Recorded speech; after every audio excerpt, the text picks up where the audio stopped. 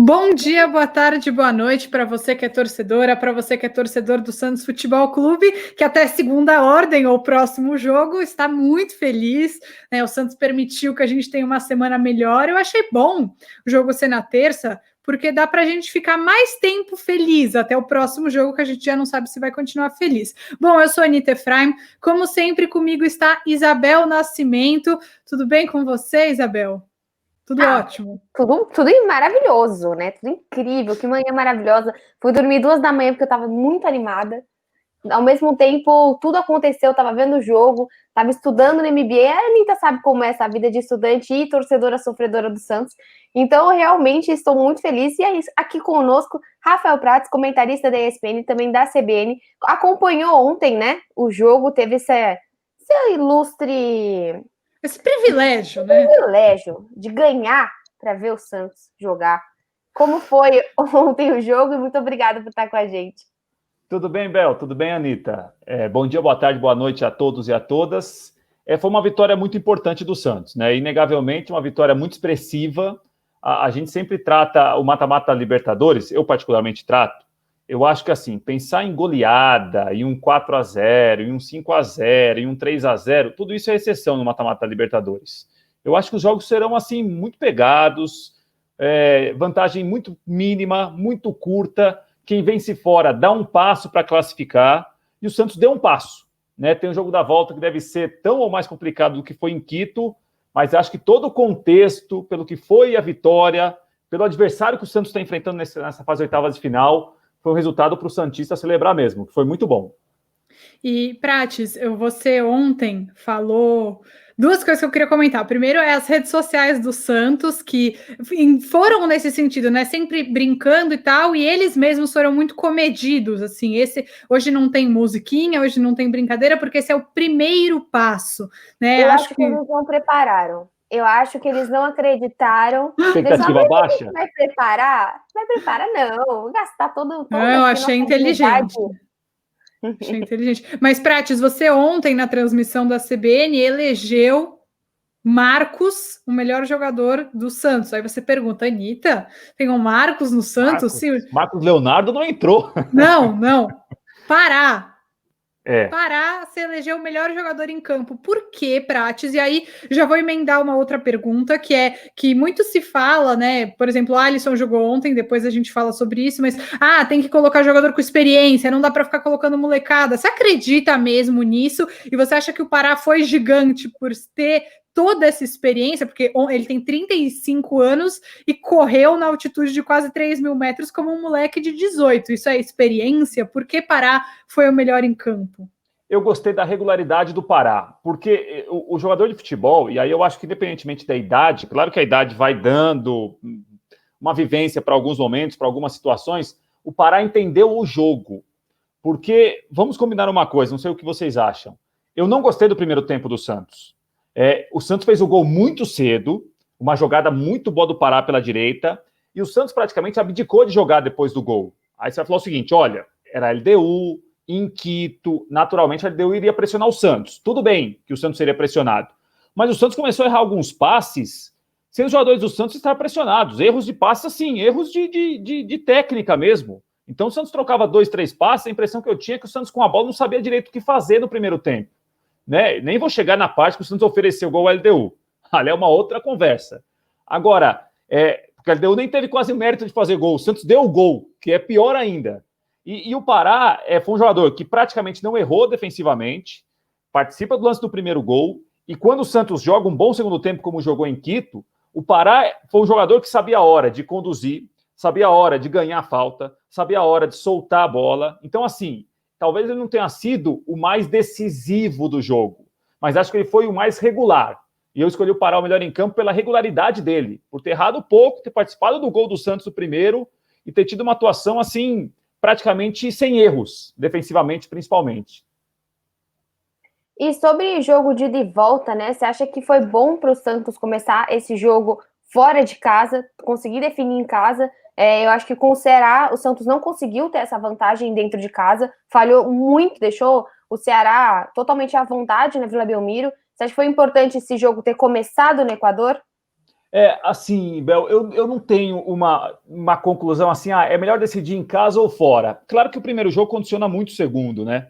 Se o Santos tivesse perdido a LDU ontem, acho que o nosso papo aqui era outro. Olha, puxa, foi para Quito, tá vendo? Meio esfacelado, meio desfalcado, 3-0 agora, já foi tudo pro...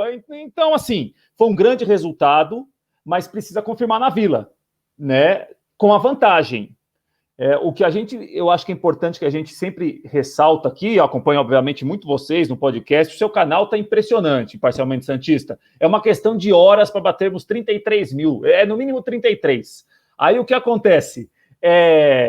O elenco do Santos tem mostrado muito caráter. E quando a gente fala em caráter, é de entender o clube que eles estão jogando e superar as dificuldades todas que o próprio Santos se coloca, porque às vezes dá a impressão que o Santos é o principal adversário dele mesmo. Antes de entrar em campo, ele parece já estar perdendo do jogo. É um deus. Impressão? Você acha que é só impressão? Não é impressão, é a verdade. Então, assim, veremos na Vila. Acho que a Vila tem de confirmar a classificação. E se vocês me perguntarem do jogo em Quito, além do resultado que foi muito bom do Santos, o segundo tempo eu acho que vale como referência.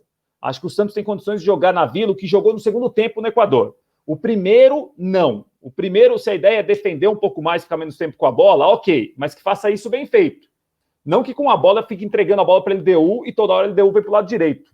Aliás, vou contar para vocês, o lado esquerdo do Santos ontem, eu fiquei com a impressão que o Marcelo Fernandes trocou uns 50 jogadores para superar o lado direito da LDU e foi esperar no final com o Wagner e com o Felipe Jonathan por ali.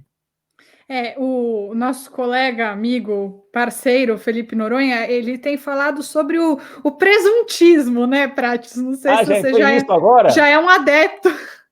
Óbvio, gente, é uma piada que, para quem não sabe, o Marcelo Fernandes tem o apelido de presuntinho, e ele perdeu um jogo, mas ganhou 2 jogos importantíssimos contra o Inter por 2-0 na Vila e agora por 2-1 contra a LDU lá. Então, o presuntismo está vivo. E aí, Prats, eu queria perguntar o que você achou sobre 2 atitudes do Marcelo Fernandes. Sobre, primeiro, colocar o Alisson. Eu não vou revelar as informações de bastidor que eu tenho, vou deixar você falar para ver se você fala a verdade, que você é fã do jogador Alisson, que você acha que ele se entrega muito pelo time. Vamos ver se você confirma. E a outra é sobre a modificação aos 45 do primeiro tempo. Eu vou dar a minha opinião, porque o podcast é meu também. Então, claro. É o seguinte, eu acho que todo mundo reclama muito que o Cuca demora para trocar. O Cuca demora muito, só vai trocar os 30 minutos do segundo tempo. Aí vai lá o Marcelo Fernandes e troca os 45 do primeiro tempo e a galera reclama. Eu acho que as pessoas estão um pouco confusas, que elas precisam... mas podia ter esperado o segundo tempo. Mas para quê, Já não estava ruim? Ele queria evitar o gol, ele não conseguiu, mas acho que não teve nada a ver com a alteração que ele fez, né? Enfim, queria saber então dessas 2 decisões tomadas pelo Marcelo Fernandes, e se você já é um adepto do presuntismo, não? Não. Muita calma nessa hora. Não, esse negócio de presuntismo, vou te contar, tudo virou ismo agora no futebol, né? Então já tem o cuquismo, que é o técnico do Santos, e agora o presuntismo. Só que o presuntismo na Arena da Baixada no sábado, Anitta, eu também tenho informações privilegiadas que um monte de gente falou, olha, não dá para ir para Quito sem técnico. Vai o Marcelo Fernandes lá e vai parecer um puxadinho, vai perder de 4-5, aí já voltou o presuntismo no outro dia. E é assim mesmo. Mas sobre o Alisson, acho que o Alisson foi importante ontem, porque se a ideia realmente era ficar menos com a bola e ser pressionado como foi no primeiro tempo, principalmente, um jogador que marca a frente da área como marca o Alisson, eu acho que ele é útil. Eu gostei da atuação do Alisson. A gente fala muito, questiona muito o Alisson com a bola. Olha, ele oferece pouco porque ele não é um jogador que tem um grande passe, não vai iniciar as jogadas, mas para algumas situações eu acho que é um jogador importante. Eu acho que tem o seu valor. E a alteração do Marcelo Fernandes ontem teve muito a ver com o jogo, porque vamos lembrar, o começo era o Jean Mota pela esquerda e o Soteldo pelo meio, perto do Caio Jorge. Ele mudou o posicionamento do Soteldo.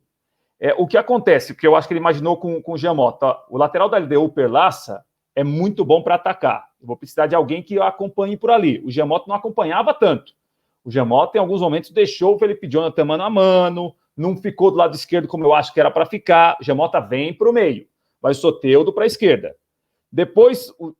chega ali um momento, o Marcelo Fernandes escolheu o seguinte, olha, se eu não trocar o lado esquerdo, eu vou perder o jogo ali. E colocou o Wagner por ali, né, que tomou um cartão amarelo muito cedo no segundo tempo, mas bem ou mal, defendeu bem. Então, a dupla Wagner, Felipe e Jonathan, de todo mundo que passou pelo lado esquerdo do Santos em Quito, foi a que defendeu melhor. Foi quando o time se posicionou melhor no segundo tempo. Só tem uma coisa de uma alteração no final do primeiro tempo. Como hoje agora você pode fazer 3 paradas, o Marcelo Fernandes queimou uma no final do primeiro tempo. Talvez se ele pensasse em queimar outras no segundo tempo, era uma parada a menos que ele tinha. Né? Então, assim, é um risco que ele corre. Mas acho que o jogo pediu aquilo. Acho que o Marcelo Fernandes não dava para ficar esperando para tomar um empate, tomar uma virada para mexer. Eu entendi a alteração. E sobre a saída, né? Porque quem saiu foi o Jean Mota. Você acha que saiu por um esquema tático? O Jean Mota saiu muito, muito chateado quando ele foi substituído. Você acredita que tá fazendo um bom jogo? Para mim, era mais um jogo regular no estilo do Jean Mota, né? Do que a gente pode esperar desse jogador. Foi simplesmente ter um esquema tático, você acha? Não seria exatamente o que o Jean Mota estava falhando demais no jogo? Não, acho que não. A não ser que o Marcelo Fernandes esperasse do Jean Mota algo que, particularmente, a gente quase não viu. O Jean Mota a gente sabe o padrão que ele é. Ele é um jogador profissional, um jogador que está no Santos há muito tempo, mas ele tem limites. Tem uma limitação, né? Eu acho que você não vai ganhar ou perder jogo por causa do Jean Mota.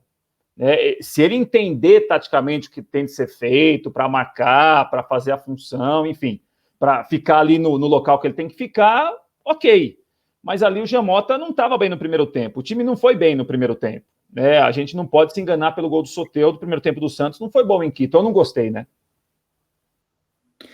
Acho que também a torcida pega bastante no pé do Jean Mota e acho que às vezes isso tem mais a ver com a expectativa das pessoas do que propriamente com os erros do jogador. Às vezes ele tá fazendo um jogo regular, fazendo tudo direitinho e os caras estão na rede social xingando ele. Bom, a gente viu mais uma vez o Santos num episódio de muita imaturidade levando aquele gol no fim do primeiro tempo. Sabe que assim, no fim das contas, óbvio que levar gol nunca é bom, mas eu achei que aquilo pelo menos jogou um balde de água fria no time, né? E que às vezes há males que vêm para o bem, né? Vamos jogar um clichê aqui que eu acho que foi bastante o caso ontem. Você sentiu uma imaturidade da parte do time o jogo todo? Você acha que o time voltou mais maduro, mais consciente para o segundo tempo? E aí já vou colocar aqui uma discussão, uma discordância que eu tive com o Gabriel Dudziak, que esteve comentando o jogo com você também na CBN, que ele achou que o Santos ficou retardando muito o jogo com os jogadores se jogando no chão e tentando fazer cera. Só que a gente nunca vê o Santos fazendo isso, inclusive a torcida reclama, né? Por exemplo, no jogo contra o Bragantino, que levou o empate no último minuto, que devia ter feito cera, que devia ter atrasado mais a bola, segurado mais a bola, que poderia ter feito isso também no último lance do jogo de terça-feira, poderia ter chutado lá para fora, cobrado escanteio curto, e o Santos não é uma equipe que faz isso. E aí, quando o Dudes colocou isso no Twitter dele, eu respeitosamente discordei e falei que eu não achava que era o caso, porque eu achava que eles estavam mesmo cansados, porque acho que tem um cenário, não é só 2.800 metros de altitude, sendo que Santos é no nível do mar. Também a questão de muitos jogadores se recuperando da Covid-19, que afeta, né, todo o sistema respiratório, enfim. Queria saber se você achou isso também, e o que você achou dessa mudança de postura e maturidade entre o primeiro e o segundo tempo do Santos. Assim, primeiro, Anitta, Bel e que acompanha o podcast. O gol que o Santos sofreu, o Santos não pode sofrer. É inadmissível. Porque vamos contextualizar como que foi o lance. 46, porque é o seguinte, futebol a gente olha para o campo e fica olhando para o relógio. 46-40. Falta no campo de ataque, mata-mata fora de casa, 1-0 Santos contra a LDU. O Santos não precisa colocar outros jogadores na área para fazer gol. Gente, ali, toca a bola curta, põe a bola na linha de fundo, o time está posicionado. Não, o Santos ofereceu o gol para a LDU. Tudo que o Santos ficou tomando de sufoco no primeiro tempo, o Santos facilitou para a LDU. Vai para o vestiário 1-0, é um cenário. Foi 1-1. Aumentou a preocupação. A gente imaginou o seguinte, olha, jogando o que jogou no primeiro tempo, vai ser um bombardeio no segundo tempo. E o John aí, vamos começar a acender vela para o John, vamos começar, quem tem fé, a orar, porque não vai ter como segurar isso aí. E aí, no segundo tempo, não sei se pelo gol que sofreu, os jogadores no campo certamente perceberam, opa, a gente sofreu um gol aqui que a gente ofereceu para ele, deu jogando fora de casa. Gol de contra-ataque, que o John ainda defende, um jogador mais baixo que o Pituca, sobe mais que o Pituca, o Marinho tá junto com o Pituca, o Santos toma um gol. Tá bom, não tem mais jeito, o gol já foi, agora não tem como lamentar. O segundo tempo, o time voltou diferente. O posicionamento mudou, o Santos com a bola me deu a impressão que sabia mais o que fazer. Soteldo começou a aproveitar aquele espaço que a LDU dava, que o Santos errou muito no primeiro tempo. Então, assim, acho que o gol que o Santos sofreu tem de ser... Todo mundo tem que parar para pensar por que sofreu aquele gol, para não sofrer de novo. Mas eu acho que condicionou o comportamento melhor do time no segundo tempo. Não precisava daquilo, mas condicionou. Eu acho, Anitta. E sobre o tempo, o Felipe Jonathan teve uma contusão. Aliás, é bom saber se o Felipe Jonathan vai jogar na Vila. Se não puder jogar, é um desfalque muito pesado. Mas o Felipe Jonathan foi uma contusão. Eu acho que em alguns momentos, fiquei com a impressão, vendo o jogo, que alguns jogadores do Santos tentavam ganhar um pouco de tempo. Não sei se são todos, acho que muitos cansaram, certamente, e acho que alguns queriam ganhar um pouco de tempo em um jogo que, vamos combinar, estava bom para o Santos no segundo tempo. Né? Não precisava... Porque cada vez que cair um jogador, é 1 minuto e meio, 2 minutos que o árbitro vai dar de acréscimo. Quando levantou ali 9 minutos a mais, Abel mesmo, nossa, largou o curso, largou tudo, falou 9 minutos desse jogo não vai acabar nunca, eu vou embora na semana que vem e o jogo vai continuar. Então, assim, jogo que tá bom para você, não precisa você ficar tentando ganhar tempo ou ficando no chão 1 minuto e meio, 2, porque o jogo não vai durar 48, vai durar 55. É pior. O Santos contra o Olímpia em Assunção foi mais ou menos isso naquele final. É que o Olímpia estava pressionando. Mas jogo assim, você quer acabar o quanto antes. Não que ele fique esticando muito. Mas eu concordo, Anitta. Acho que alguns jogadores sentiram. Felipe Jonathan saiu machucado. Acho que outros aproveitavam quando estavam no chão para ficar ganhando um tempinho a mais. Eu acho que isso dá para evitar. Eu acho que tem que entender. Se o jogo estiver bom, não precisa ficar tentando esticar, sendo maduro, #catimbeiro. Acho que pode acabar o quanto antes. Não precisa durar até 55, não. Copeiro? Copeiro. Se ganha é uma maravilha. Resultado condiciona tudo. E agora, emendando a Anitta, também 2 perguntas, né? Você, se fosse o técnico, pouparia alguém para o final de semana, um jogo contra o Sport, 5 horas da tarde, no sábado? E segunda pergunta, a gente vai ter a volta aí de João Paulo, principalmente João Paulo, Madison e Sandri, que acho que são os jogadores que estavam jogando, sendo mais vezes titulares, né? Você alteraria esse time para o jogo de volta? Então... Não, se você me falar que você manteria o Alisson para jogar contra o Sport em casa, infelizmente eu vou ter que me retirar. Não, fica aí, Anitta, fique, por favor, pelo amor de Deus, sem você não tem nem podcast. É o seguinte, para sábado, eu só tiraria quem tem risco grande de contusão. Santos não pode esquecer do brasileiro. Eu entendo que tem assim um intervalo curto, mas os 2 jogos serão na Vila. Dessa vez não tem viagem, dessa vez não vai ter altitude. Eu acho que só assim, quem tiver um risco de contusão, e os exames certamente apontam isso, Santos tem departamento de fisiologia, departamento médico, olha, Marcelo Fernandes vai saber. Esse jogador aqui, se ele atuar, tem um risco de ficar muito desgastado. Esse está fora. Se não, acho que tirar os 11, como a gente viu, talvez contra o Atlético Paranaense, que era uma chance do Santos pensar em ficar entre os 4 primeiros, e fica mais uma rodada ali, 7º, 8º, 9º.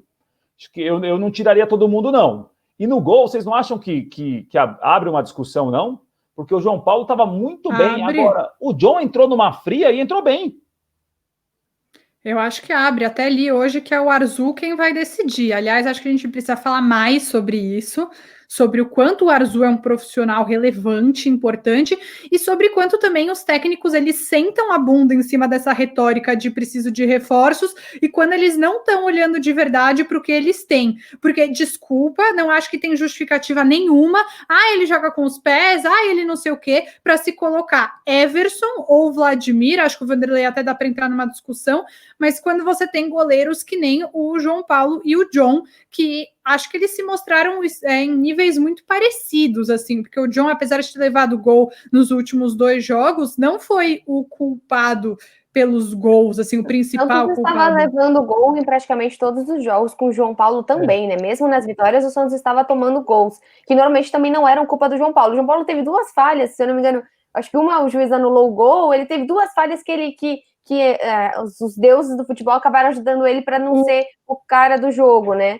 O gol do Corinthians foi uma falha dele, que ele não disputou ali a bola, mas é a única falha que a gente consegue ver do João Paulo, e eu acho que abre uma grande discussão, porque eu acho que o jogador de futebol, ele precisa, além da habilidade, né, ele precisa ter um bom psicológico, isso é essencial, e você não deixar a oscilação, o medo te pegar, porque você acha que é qualquer um que tem, porque goleiro de 24 anos é um goleiro jovem, né, a gente sabe que não é todo goleiro que consegue a titularidade com essa idade. E ele o John tem uma oportunidade o primeiro mata-mata dele pelo Santos, o quarto jogo profissional dele pelo Santos, antes ele tinha jogado pela Portuguesa Santista, né? E ele fazer o que ele fez ontem, até no gol que ele levou, ele fez a defesa, citando como o Noronha lembrou ontem também, no vídeo dele, cara, é impressionante, eu fico balançada, acho que os dois são grandes goleiros e que importante, né, ter dois grandes goleiros num momento como esse que a gente está vivendo, de, enfim, pandemia, calendário apertado, é muito bom e muito importante. E dois goleiros que vieram da base, formados pelo Santos. Isso também que é interessante, além do trabalho do Azul, né, que é muito bom, a gente viu aí, porque os dois entraram, não é que os dois entraram com o time voando muito bem, aquela história, não, vocês vão ganhar, não, eles já entraram, um já entrou em Campeonato Brasileiro com o time na zona de rebaixamento, o outro entrou com o time todo desfigurado contra o líder na Vila Belmiro, Libertadores, e realmente foram muito bem, né? É que o João Paulo não saiu por deficiência técnica, acho que isso talvez pese para o João Paulo voltar, acho. O João Paulo não perdeu lugar porque ele foi mal em alguns jogos e o John entrou muito bem. Não, foi infectado pela Covid, né? E o John aproveitou muito bem a chance. Mas concordo com você, Anitta, quanto à observação, né? Esses dois goleiros estão no Santos há muito tempo, né? E o Santos contratou goleiro, gastou dinheiro com goleiro, treinadores que passaram por lá falavam em contratar goleiro, e os dois estavam lá, né? E aí, assim, quando todo mundo não pôde jogar, aí os dois apareceram. Né? Talvez se todo mundo tivesse aí, os dois nem estavam mais no Santos, vai saber. E estão jogando bem agora. Também, eu acho que é um momento para o Santos olhar para o contratinho deles, né? Dá uma olhadinha lá. Oi, João Paulo, eu não sei o contrato. O João Paulo renovou recentemente. Mas do John, eu acho que é o momento para dar uma olhadinha nesse contrato também. Eu, pensando assim, já que eu não vou escolher mesmo, eu acho que se o João Paulo poderia jogar no sábado, eu acho que eu até manteria o John na terça-feira, porque já conhece o time que ele vai jogar. Já enfrentou esse time, e o João Paulo volta aí jogando contra o Sport para voltar também a ganhar ritmo. Mas sobre os outros jogadores, né? O Sandri e o Madison, que eu acho que são duas voltas interessantes para o time, no jogo de volta também. O que vocês alterariam, colocariam esses jogadores? Acho que tem espaço. Eu vou começar falando, tá? Eu acho que no jogo do Sport eu colocaria os dois.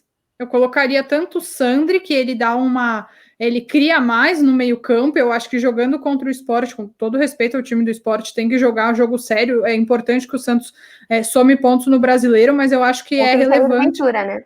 Contra lei do ex, né? Professor Jair não está mais em grande fase como esteve no início, né? O Santos, quando pegou o Sport, ainda não era ele.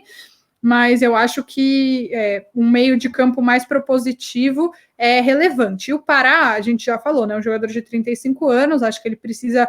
Eu acho que um jogo fora é importante, né, para ele se recuperar, e também por o Madison ele dá um apoio de ataque mais relevante ao Marinho e oferecer mais perigos à defesa do Sport, que é uma defesa mais vulnerável. Então, pensando num time mais ofensivo, eu colocaria esses dois jogadores em campo no jogo de sábado, mas talvez voltaria com o Alisson e com o Pará no jogo da Libertadores, porque é corrido, é jogo no meio de semana, no fim de semana. Acho que se você tem mais de uma opção para as posições, por que não fazer essa alternância? Você concorda, Prates? Eu acho que é por aí, concordo. Eu acho que é por aí, é o que a gente falou.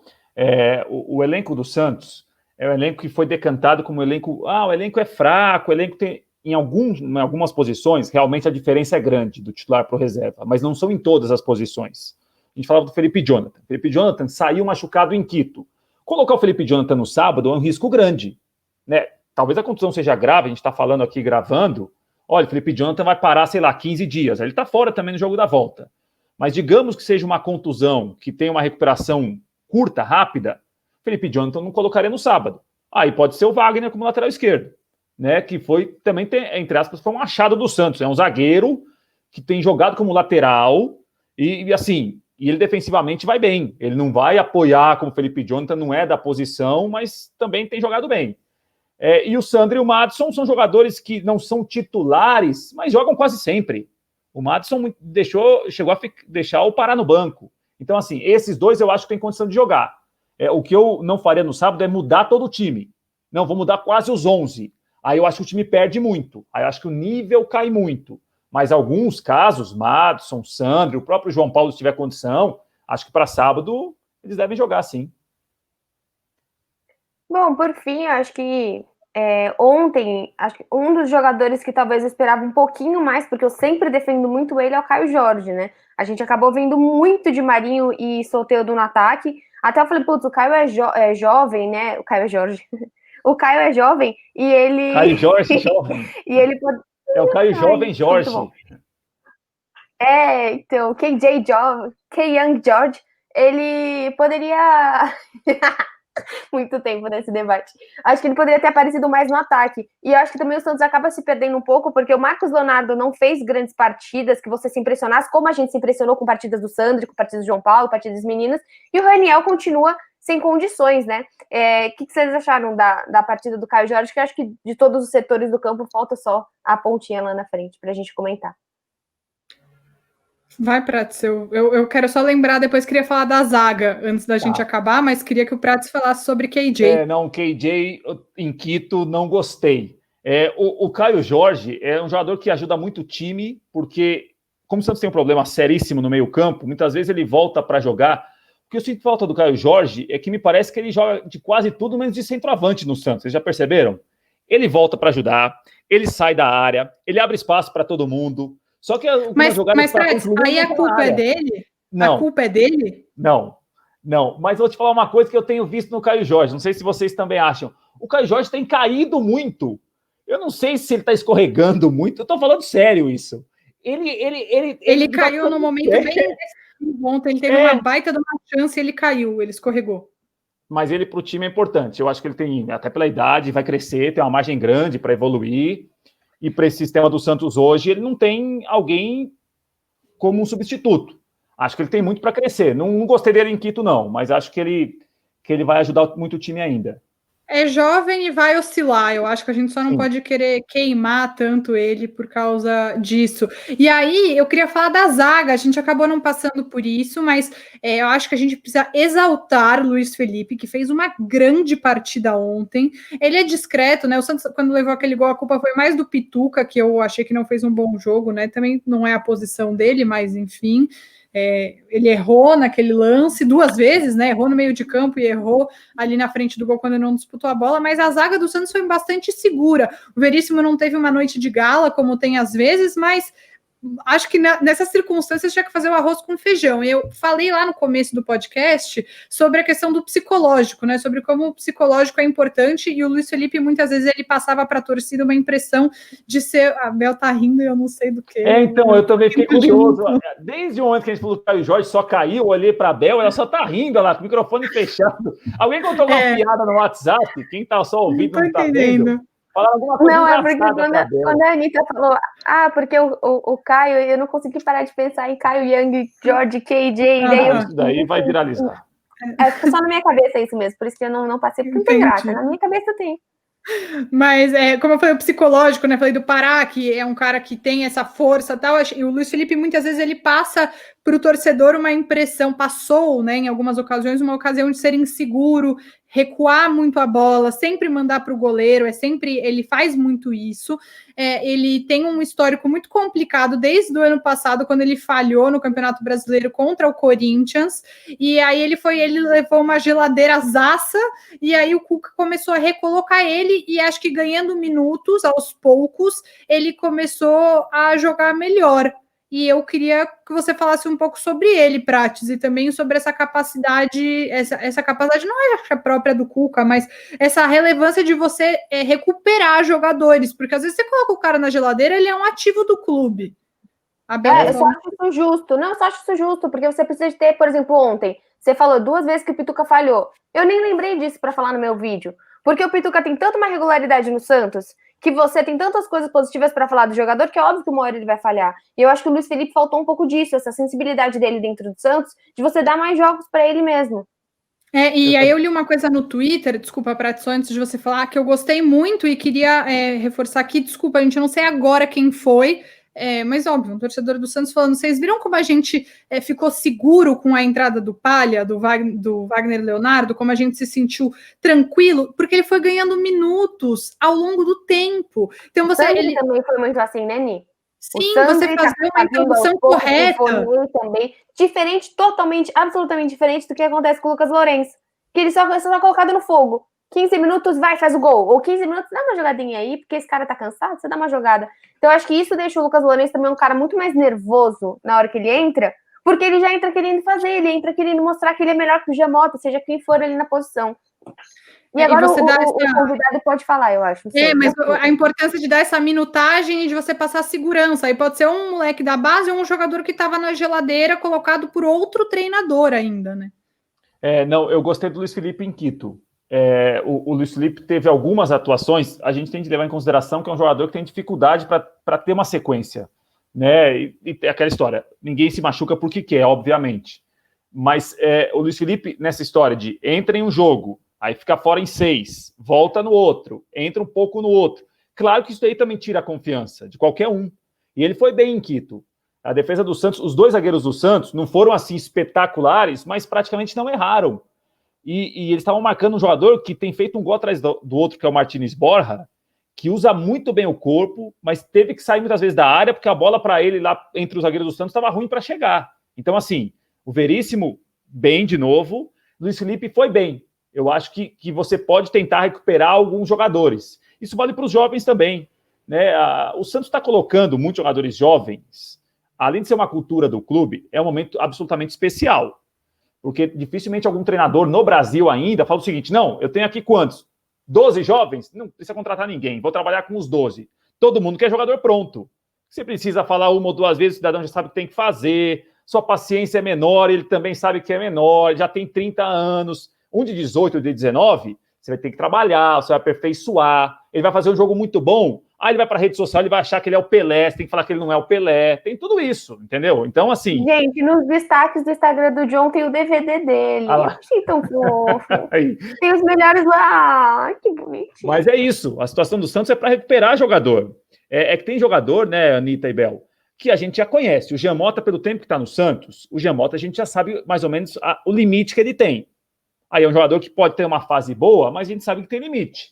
Tipo Arthur Gomes, né? Eu acho que é um jogador que não tem muito mais para onde evoluir do que já mostrou no Santos. Então, mas aí é uma questão de saber com quem está trabalhando. Concordo com vocês. Eu acho que em alguns casos os jogadores não são ruins, não são maus jogadores, mas precisam de sequência. Eles vão errar como todo mundo vai errar.